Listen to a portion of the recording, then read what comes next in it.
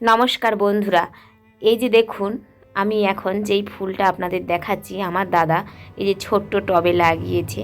বাপের বাড়ি এসেছিলাম, এসে দেখছি আমার দাদার কাছে ফুটে এসেছে সেই বহুকাঙ্ক্ষিত ফুল। সত্যি বন্ধুরা, কোনো দিন আমি এই ফুলটা চোখে দেখিনি, জীবনে এই প্রথমবারই দেখলাম। অনেক দিন শুনেছিলাম এই ফুলটার নাম এবং অনেকেই লাগিয়েছে দেখেছি, অনেকে বলেছে আমার বাগানে ফুলটা হচ্ছে না, অনেক কিছুই অনেক ভিডিওতেই দেখি, কিন্তু তাই ফুলটা কোনো দিন চোখে দেখিনি। ফুলটা কেমন হয় তাও জানতাম না, কারণ আমি সেভাবে কারো ভিডিওতে দেখিনি।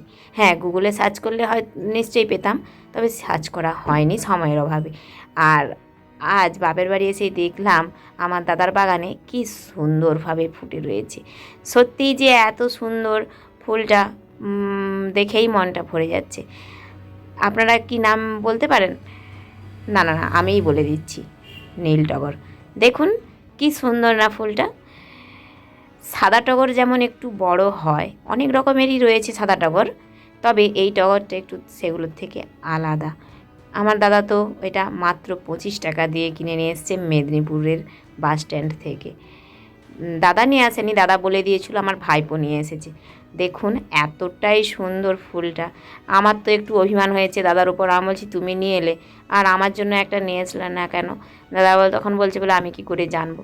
তবে দাদা যে এই একটা গাছ নিয়ে এসছে, এর থেকেই আমি ডাল সংগ্রহ করে নেব এবং এখান থেকেই আমি ফ্রিতেই গাছ করে নিতে পারবো। কারণ দাদার বাগান থেকে তো প্রচুর গাছের চারা নিয়ে গিয়েছি, বীজ নিয়ে গিয়েছি এবং গাছের ডাল নিয়ে গিয়ে আমি আমার বাগানে প্রচুর গাছ করেছি।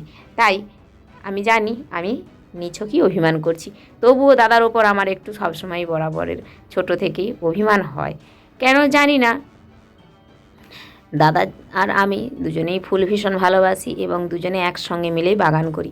আর ভাগ্যক্রমে আমার বিয়ের বছর দুজনে বাগান করেছিলাম, দুজনেই একসঙ্গে পড়তে পড়তে। আর দেখুন আবারও সেই নিজেরা অজান্তেই কিন্তু এই 1 বছর বাগান করতে শুরু করেছি। আসলে আমরা কিন্তু কেউ জানি না দুজনেই কীভাবে বাগান করছি।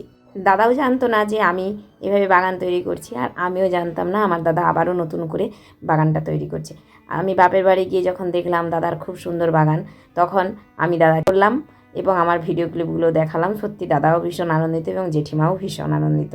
আমার যখন ছাদ বাগানের ভিডিওগুলো দেখিয়েছিলাম শীতকালের আর গোলাপের ভিডিও, আমার জেঠিমা তো অবাক, বলছে দারুণ তো লাগছে তোর ছাদটা।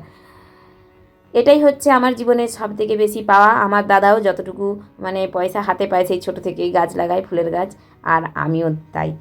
আজকের মতো আমার ভিডিওটি এখানেই শেষ করছি। আমার ভিডিওটি যদি আপনাদের ভালো লেগে থাকে তাহলে ছোট্ট একটা লাইক করবেন, কমেন্ট করে আমাকে অবশ্যই জানাবেন, আমার চ্যানেলটিকে সাবস্ক্রাইব করে আমার পাশে থাকবেন। আজ আছি, আবারও দেখা হবে পরবর্তী এক ছোট্ট ব্লগে। ততক্ষণের জন্য টাটা। আর অবশ্যই পারলে এরকম দুটো একটা আপনারা গাছ লাগাবেন, কারণ গাছের মতো পরম মিত্র আপনার আর কিন্তু কেউ নেই।